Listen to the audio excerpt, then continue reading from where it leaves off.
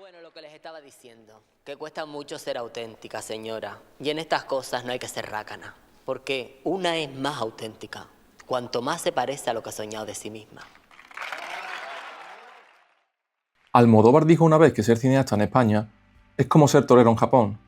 Curiosamente, Pedro no hubiera llegado a ser tan influyente si la financiación de una figura en la sombra, alguien que aparte de ser mecenas de proyectos artísticos como los del cineasta o producir los discos de Obús, es un artista en mayúsculas, un visionario que abrazó todas las disciplinas creativas, un genio sin igual que cayó a la Tierra desde otro planeta, un hombre cuyo nombre debería ser tallado con letras de oro en la historia de la música española y debería ser recordado por todos los amantes del arte.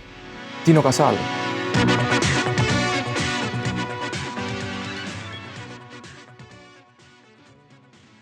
Nació bajo el cielo norteño español, en un pequeño pueblo de Asturias. El arte le enseñó el cariño desde niño. Ese extraño sueño de expresarse se implantó en su ser, y con 14 años formó su primer grupo, Los Zafiros Negros. Para finales de los 60, se integró en Los Archiduques, una banda que proyectaba música pop con raíces celtas.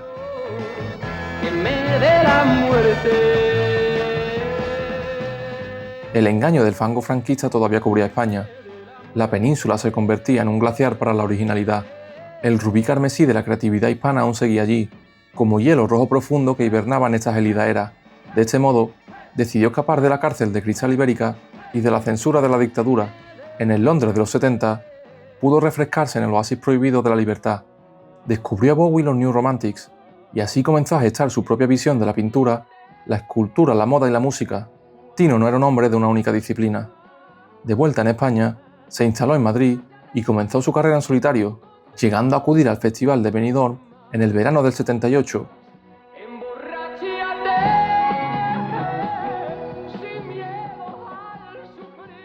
La discográfica Philips veía en Tino el sucesor perfecto de Nino Bravo, fallecido unos años antes en un accidente de tráfico, aunque su recorrido como cantante melódico sería efímero como el verano nórdico. Haber continuado su carrera como mero intérprete habría sido todo un suicidio artístico para alguien tan creativo como Tino.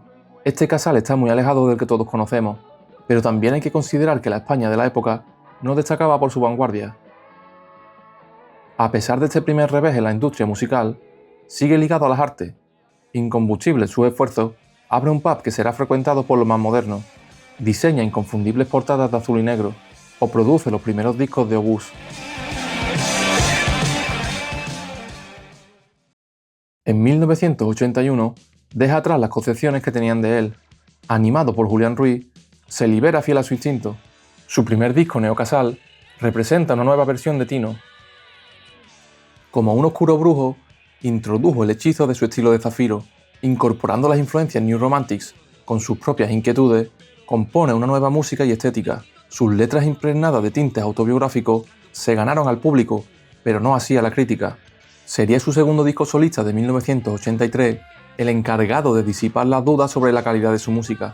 Casal aborda un synth pop excepcional, donde demuestra su espectacular rango vocal. Además, se asienta como precursor de la escena del tecnopop y mecenas de la movida. De este modo, se implanta la imagen tan rompedora de Tino.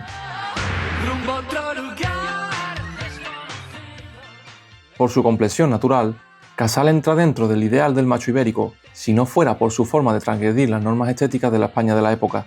Trascendía las etiquetas negras de masculino y femenino y configuraba una imagen propia como conjunción de elementos de ambos sexos. Tino es un estilo en sí mismo. Se habla mucho de su estética visual, pero su pluma está muy infravalorada. Con su tercer álbum, Hielo Rojo, queda claro que prefiere centrarse en temas autobiográficos. Incluso profiere su faceta de profeta en Mañana. No me da duda sea un error cuando consultes a tu ordenador. El imán de Casal polarizaba la sociedad, cuando lo más sencillo es rendirse ante las leyes de la física y caer en las redes de su campo magnético.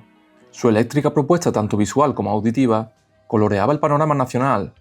Con este disco se encumbraba como estrella del pop, conocido en todo el país. La buena recepción del álbum fue respaldada cuando Pánico en el Edén se convirtió en sintonía oficial de la Vuelta a España.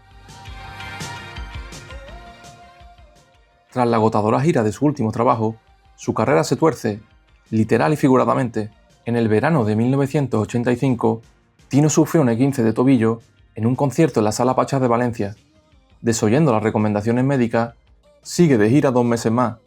automedicándose a base de analgésicos. Lo que parecía ser una dolencia pasajera terminó provocando que fuese hospitalizado a causa de una necrosis en la cabeza del fémur. Su convalecencia en silla de ruedas durante meses provocó que pasase más tiempo postrado que en un estudio de grabación. En esta época de exclusión, el éxtasis del éxito es reemplazado por estrés extra. Fue a consecuencia de un esguince que me hice actuando, que no lo curé bien, me automediqué yo por ser más listo que nadie. El caso es que me crié, pues eso, me quedé sin calcio y tuvieron que ponerme una prótesis en lo que es la cabeza del fémur, ¿no? No sería hasta 1987, sentado y con bastón, cuando volvería al mundo de la música con lágrimas de cocodrilo, y lo hizo por todo lo alto. Su disco arranca con Eloís, una canción de los 60, reestructurada en el universo de Casal, y que ya había sido versionado con los Archiduques, así como por The Damned, uno de sus grupos favoritos, grabado en los estudios Abbey Road con la Orquesta Filarmónica de Londres, Casi nada. Este disco es prueba del barroquismo y del estilo recargado que Casal había instaurado, modelo clásico de hipérbole, como era el contraste entre su flexible vestimenta y la rígida moda española de la época. Tino marcó históricamente la década de los 80, al igual que Reagan en Estados Unidos, pero con alguna diferencia entre ambos, creo yo. De momento me quedo con Casal. Su primer disco salió en 1981 y el último en 1989, a pesar de su título engañoso. Después de su último trabajo, Tino se entregó a la pintura y a la escultura. De hecho, este disco pasó casi desapercibido. Lo que la audiencia no sabía es que este sería su último álbum. La noche del 21 al 22 de septiembre de 1991, Tino viajaba de copiloto a altas horas de la madrugada. La muerte del verano bañaba con su lluvia el cambio de estación. La sangre estival se desparramaba a escasos centímetros del alba, cuando el coche se salió de la carretera y se estrelló. Los intentos de trasladarlo en helicóptero al hospital fueron en vano. Ese seísmo sacudió el silencio. La mañana ya no se levantaba clara. Cuando todos dormían, Tino se fue. El rey de la noche, que una vez postró el mundo a sus pies, se unía al universo en un susurro. Su ensueño se difuminó antes de la vigilia. El plenilunio era el único testigo del trágico acontecimiento. La luz lunar se clavaba como un puñal entre las lágrimas del cielo. Casado con su inevitable futuro, las Moiras seccionaron su hilo de vida sin previo aviso. Destino lleva su nombre inscrito, y como él, su recuerdo siempre será eterno. Tino falleció bajo el equinoccio celestial, la efímera igualdad de luz y oscuridad, como reflejo de la templanza que encarnaba Casal, aunque desde fuera pareciera tan recargado y su nombre fuese asociado a muchos rumores que jamás eran ciertos. Da miedo pensar lo que se podría decir de él en la época. Las malas lenguas esparcían habladurías de todo tipo, desde su orientación sexual a su uso de sustancias, cuando el abuso nunca fue una virtud de Tino. Esta mañana ha muerto en accidente de tráfico el cantante Tino Casal. Tino Casal murió cuando el vehículo en el que viajaba con unos amigos se estrelló contra una farola en la carretera de Castilla en Madrid. Tino encarnó la transición de la música española. Después del franquismo, había muchas ganas de liberación y celebración, como cantaba Lola y Manuel al borde del colapso del régimen. Todo es de color. Tino anima hasta las ánimas enemigas. Después de Casal, todo sí que era de color. Fue precursor de la movida, aunque por su bagaje y su edad no encaja entre esos estandartes. Trasciende todo movimiento y crea su propio universo. Un mastodonte creativo que no se encasilla en lo amateur, underground y precario de la movida, pero que sirve como faro para guiar a esta nueva generación. A causa de Casal se desató un caudal, un nuevo canal para el panorama musical. Los vinilos y discos de Tino representan el eslabón perdido entre la última generación de la dictadura y la generación de la movida. Además, apoyó a muchos creadores creativos y su estética inspiró a más todavía. Cultivó relación con artistas plásticos y fundó el movimiento Caos. Así se estableció como propulsor cultural de la década. Hubo música antes y habrá música después de Casal, pero lo cierto es que Tino supuso un antes y un después en la escena nacional. Si Sabina no es el Dylan español, Casal tampoco es el Bowie ibérico. Visionario y vanguardista como ningún otro, Tino no tiene nada que envidiar a iconos foráneos. Y es que la versatilidad de Casal no es casual. Músico, compositor, liricista, diseñador, sastre, pintor, escultor, las palabras se quedan cortas para definir a Tino. Rey Midas de las artes, que todo lo que hacía lo hacía bien, fue la figura más polifacética de la transición tardía y los tempranos tiempos de la democracia, trayendo tendencias tentadoras y transgresoras. Tino importó la modernidad a España, gracias a su puesta en escena y esas vestimentas que él mismo confeccionaba, además de tener el valor de maquillarse en la España de la época, siendo un hombre muy masculino. frente a lo andrógino que eran los británicos como Bowie o los New Romantics. Su mirada aguda y sensible en diferentes disciplinas no fue reconocida tanto en vida. Si ni en la música se le dio la importancia que tuvo, en la pintura o en la moda, no conoció el mérito que debería. Aún así, sus outfits icónicos y sus himnos inmortales le garantizaron muchas apariciones en televisión y una visibilidad considerable. Con sus conjuros de brujo plasmaba su ánima de animal en estampados de leopardo. Pero no todo en la vida de Tino fue brillo. Su música destaca por ser grandilocuente y exuberante, celebrando la vida en toda su expresión, aunque es en su pintura donde se deja ver su versión más triste. Los poemas nacen de almas despejadas, pero la pintura surge de espectros agrietados. El arte más alto emana de la soledad y el sufrimiento. Las tinieblas de Tino retrataban los dolores de los rincones más recónditos de su ánima. Considero que el éxito es una postura muy forzada, que tienes que estar ahí continuamente dando y dando y dando. Y luego la compensación no sé si es tan gratificante, ¿no? O sea, a veces es muy gratificante porque, claro, lógicamente todos esperamos, pues eso, la respuesta del público, el calor, tal, todas estas historias. Pero luego el artista también vive un poco atormentado, también vive un poco solo, también tiene que llorar. Y entonces a mí me gusta un poco sentirme con estos estados de ánimo porque es cuando más creativo me siento.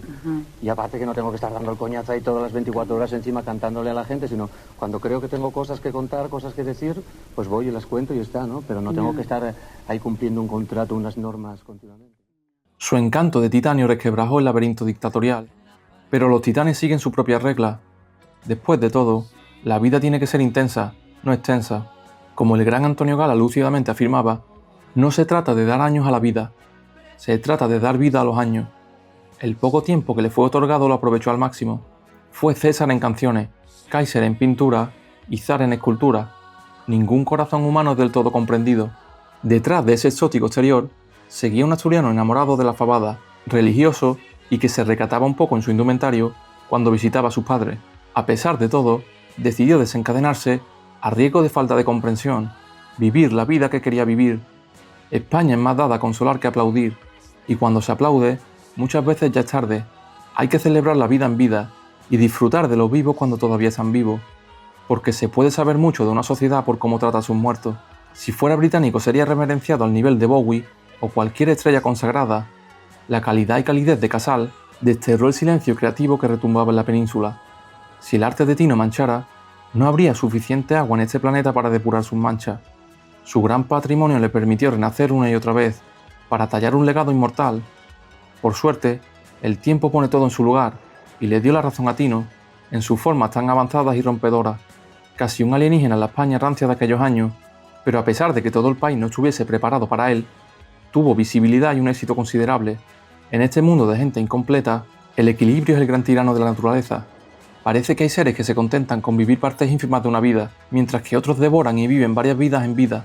En las múltiples vidas de Tino Casal, celebró la existencia humana y conseguía colorear los días con sus melodías. Los dioses se lo llevaron demasiado temprano para que cantase para ellos. Su música sigue resonando a diario en miles de corazones, gracias a una obra tremendamente actual y moderna. Solo hay que ver la influencia que ha tenido y cómo ha moldeado el panorama español. Su arte inmortalizado e inmortal consigue vencer al paso del tiempo. Tino está más vivo que nunca.